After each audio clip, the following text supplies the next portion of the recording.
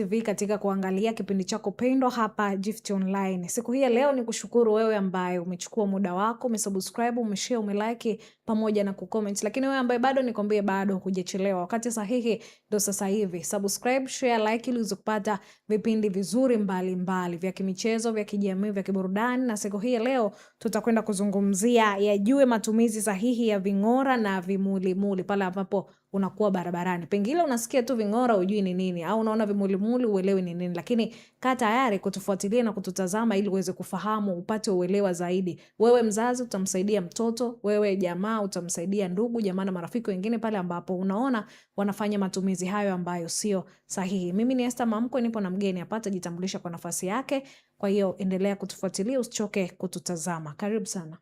Asante sana ndugu mtangazaji. Ndio. Kwa majina yangu naitwa Sergeant Samora Jonathan. Ndio. Natokea kitengo cha usalama barabarani, elimu kwa umma, mkoa wa Kilimanjaro. Karibu. Na leo kama ambavyo umeitambulisha mada, leo tutaenda kuangalia matumizi sahihi ya ving'ora pamoja na vimulimuli. Ndio. Kwanza kwa nini tumekuja na madai ni kwamba tumekuja na madai kutokana na kwamba matumizi holela ya ving'ora na vimulimuli yakiendelea kuachiwa yaendelee kutumika kiholela, yanaweza yakawa chanzo cha kupelekea kutokea kwa ajali za barabarani. Na vile vile yanaweza kutokea kwa kero na usumbufu kwa watumiaji wengine wa barabara. Ndio.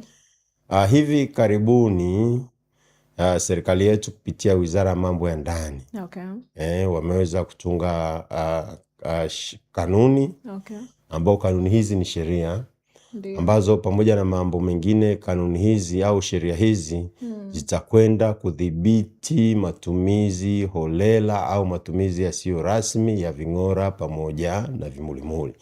Kwa hiyo kupitia gazeti la serikali chapisho la gazeti la serikali namba 151 na mwaka huu limeweza kuainisha na kutoa hiyo sheria ya udhibiti wa ving'ora pamoja na vimulimuli. Na kutokana na hilo kama ambavyo nimezungumzia ni kwamba matumizi holela ya ving'ora na vimulimuli yakiachwa yaendelee kutumika kiholela yanaweza ikawa ni sehemu ya kusababisha kero, usumbufu pamoja na uvunjaji wa sheria. Na katika hilo chapisho hilo la gazeti la serikali namba 151 limeweza kuweka bayana kwamba ni viongozi gani au ni madereva gani wanapokuwa katika magari au ni magari gani ambayo yanapaswa yaweze kuwa na kipaumbele cha vimulimuli pamoja na ving'ora. Ndio. Na katika sheria hiyo imeweza kuwataja kwamba ni watu gani ambao wanakuwa na privilege hiyo au wanakuwa wanastahili kuweza kuwa na ving'ora pamoja na vimulimuli. Na katika sheria hiyo imeweza kutaja na kusema ya kwanza hususan kama misafara viongozi. Ndio. Tuna rais wa Jamhuri ya Muungano wa Tanzania. Tuna makamu wa rais wa Jamhuri ya Muungano wa Tanzania pamoja na rais wa Zanzibar. Ndio. Tuna waziri mkuu wa Jamhuri ya Muungano wa Tanzania pamoja na waziri wa Baraza la Wawakilishi kwa wenzetu wale wa Zanzibar. Vile vile kutoka waziri mkuu tuna spika. Spika pamoja na jaji mkuu. Ndio. Kwa spika na jaji mkuu wa Jamhuri ya Muungano wa Tanzania pamoja na ule upande wa Zanzibar nao wameweza kupewa kipaumbele wa kuwa misafara yao kuweza kuwa na ving'ora pamoja na vimulimuli. Lakini tukitoka kwa spika pamoja na jaji mkuu tuna mawaziri. Ndio. Tuna mawaziri nao wana kipaumbele cha kuweza kuwa na kutumia ving'ora pamoja na vimulimuli wanapokuwa katika majukumu yao. Lakini mbali na mawaziri kuna wale wenzetu kule kwa upande wa Zanzibar, nao mawaziri kwa upande wa Zanzibar nao wamepewa kipaumbele. Lakini mbali na hilo tunao marais wastaafu.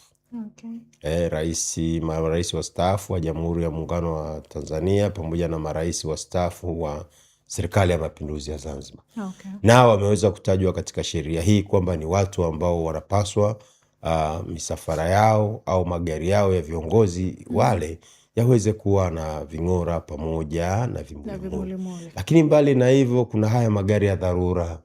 Nazungumzia magari kama ya vyombo vya ulinzi na usalama, magari ya wagonjwa, magari ya zimamoto na uokoaji, pamoja na magari mengine ya dharura ambayo yameainishwa katika sheria ile. Kwa sababu nimeeleza kwamba hivi karibuni serikali imetangaza kanuni mpya ambayo kanuni hiyo itatumika kama sheria dhidi ya kudhibiti matumizi holela ya ving'ora pamoja na vimulimuli. Lakini mbali na hiyo, sheria hiyo imeweza kueleza kwamba ni adhabu gani ambayo inaweza kutolewa kwa yote ambaye atakayekiuka sheria ile. Lakini kabla hatujaenda kuzungumzia adhabu, tuzungumzie kitu kimoja ambacho katika hilo kinaweza yani kwa mfano labda tunazungumzia labda kwa mtu binafsi. Kwamba wewe kama ni mtu binafsi umeona kwamba hujatajwa katika wale ambao wana kipaumbele cha kupewa magari yao kuweza kuwa na ving'ora pamoja na vimulimuli, basi kwa mtu binafsi anapaswa aweze kufanya maombi au aweze kuandika maombi kwa waziri husika, na hapa nazungumzia waziri wa mambo ya ndani, na kuweza kuainisha kwamba ni sababu zipi ambao yeye mtu binafsi huyo ataona ya kwamba yeye ana ulazima wa kuwa na king'ora na kimulimuli ili aweze kuruhusiwa. Lakini ningependa kufahamu hapo uliposema kuomba, nini naomba ama kuna gharama ambazo nitalipia? Sasa ina maana sasa wewe kama unataka kuomba kwamba ukishaomba kibali, sasa pengine unaweza ukaelekezwa kwamba ving'ora vile na vimulimuli vinapatikana katika maeneo gani. Na nikishaomba pengine napewa kwa moja kwa moja, mimi mtu binafsi sasa nitatumia kwa moja kwa moja kile kimulimuli, ama nitapewa wiki, miezi, au kwa sababu ya tukio fulani maybe nasindikiza msafara wa msiba, unafanya nini?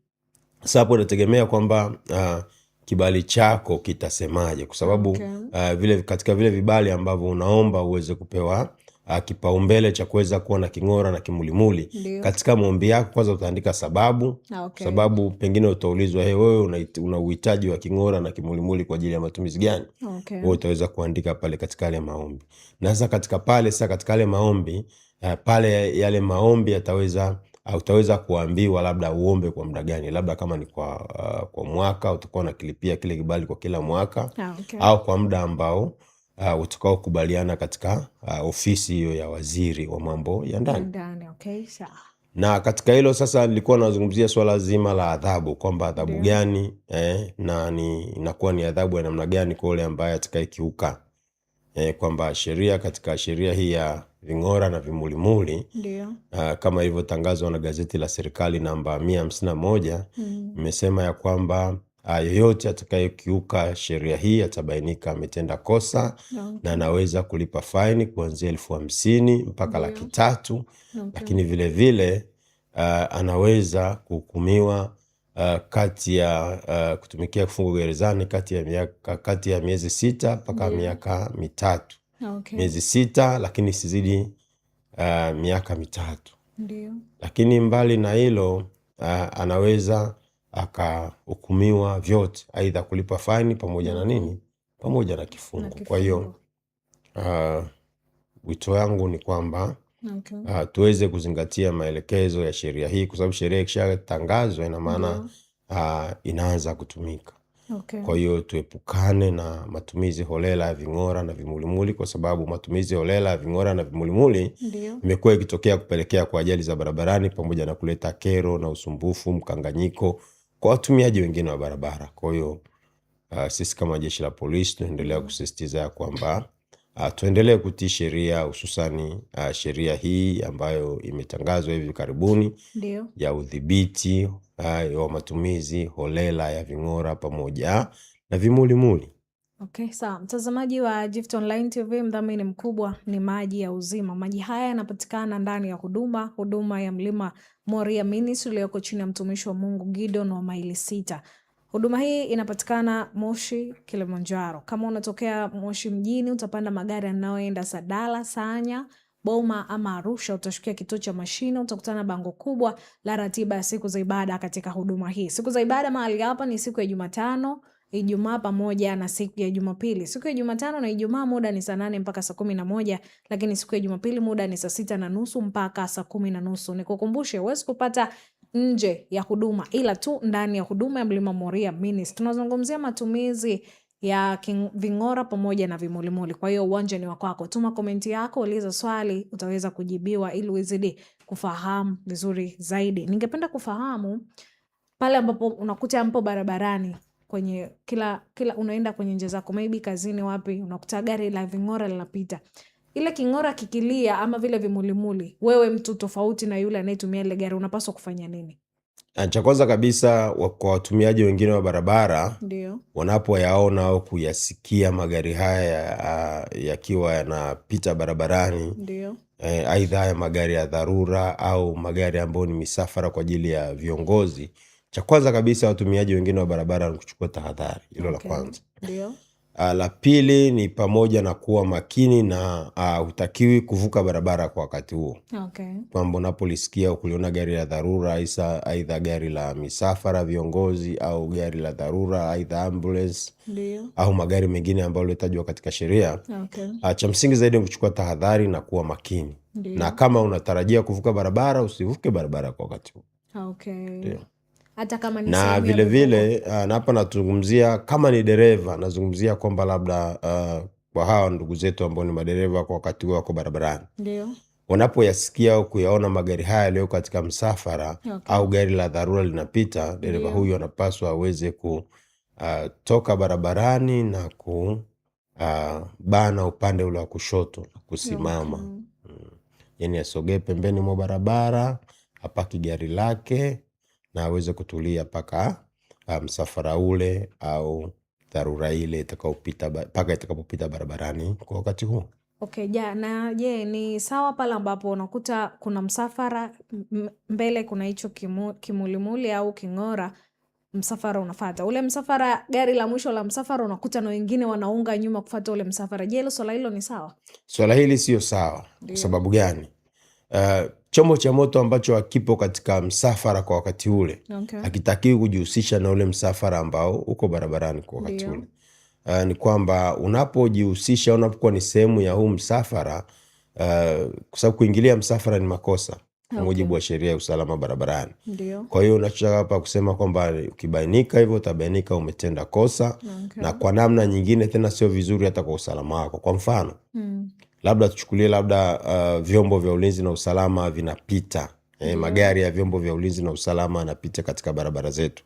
Alafu wewe ukawa unayafukuzia yale magari kwa upande wa nyuma, unayafuata. Kitu ambacho wakati mwingine kinaweza kusababisha hata kwaweza kupigwa risasi.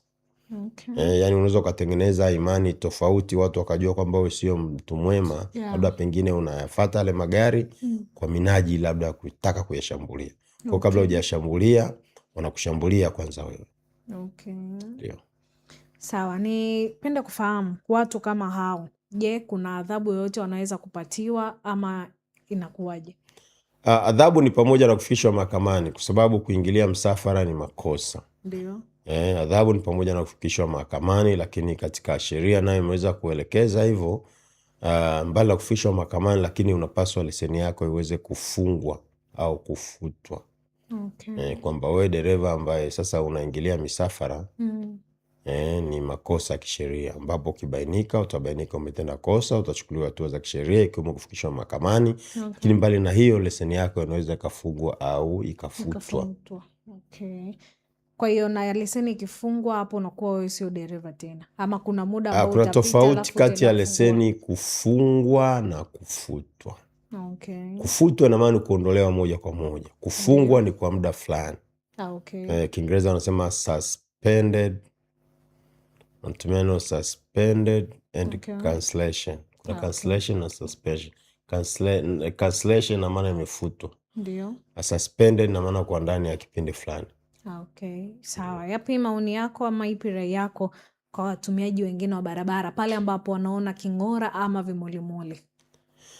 Rai yangu ni kwamba wanapoona misafara ya magari yanapita katika barabara zetu, magari yale yameweza kuwasha ving'ora au vimulimuli, ni kwamba wachukue tahadhari, wawe makini kama wanatumia barabara kwa wakati huu. Lakini mbali na hilo, wito wangu ni kwamba sisi ambao ni wanajamii au sisi ambao ni madereva, tunaendesha vyombo vya moto barabarani au tunamiliki vyombo vya moto, tuepukane na matumizi holela ya ving'ora na vimulimuli.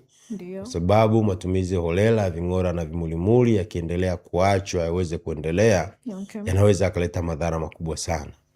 Madhara ya kwanza ni pamoja na kwanza ni uvunjaji wa sheria ule.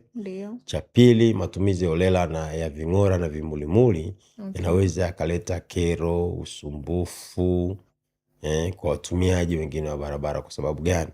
Huyu ambaye anayetumia king'ora au kimulimuli, kila mmoja akiachwa tu atumie king'ora na kimulimuli, katika barabara zetu, katika njia zetu hizi, tutaenda kusababisha kero na usumbufu kwa watumiaji wengine wa barabara. Kwa hiyo tuepukane na matumizi holela ya ving'ora na vimulimuli ili kuepukana na kero, usumbufu, taharuki, uvunjaji wa sheria. Kwa sababu vikiacha viendelee kutumika kiholela, vinaweza vikaleta madhara ambayo tayari nimekusha kuyataja. Ndio. Basi nikwambie shukrani sana kwa kuzidi kutoa elimu, kusaidia jamii ili tupunguze ama tuokoe ajali za barabarani. Asante sana. Mtazamaji wa Gift Online TV, tumefika tamati kwa siku hii ya leo. Tulikuwa tunazungumzia matumizi ya ving'ora pamoja na vimulimuli. Hope umesikiliza vingi, umefahamu vingi. Kwa hiyo vile ambavyo unavifanya unaona sio sawa na hivi vilivyoelekezwa hapa, basi embu acha ili kuokoa maisha yako wewe binafsi na maisha ya watu wengine barabarani. Nikutakia wakati mwema, endelea kusubscribe, kushare, kulike pamoja na kucomment ili uzidi kupata taarifa mbalimbali kutoka hapa Gift Online TV. Nikutakia wakati mwema. Asante.